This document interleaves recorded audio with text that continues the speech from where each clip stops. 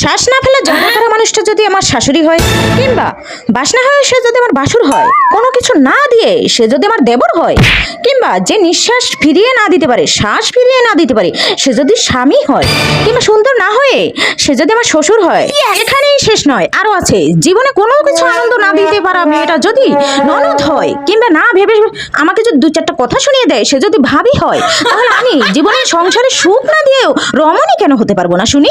শুনি ভাই, বলেন কেন হতে পারবো না? তো দয়া করে সাবস্ক্রাইবটা করে দিন, পেজে নতুন হলে ফলো দিয়ে দিন।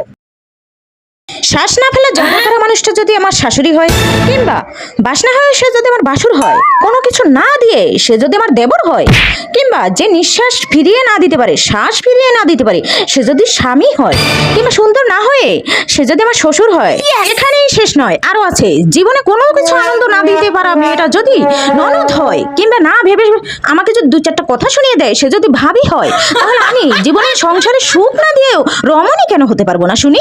শুনি ভাই, বলেন কেন হতে পারবো না? তো দয়া করে সাবস্ক্রাইবটা করে দিন, পেজে নতুন হলে ফলো দিয়ে দিন।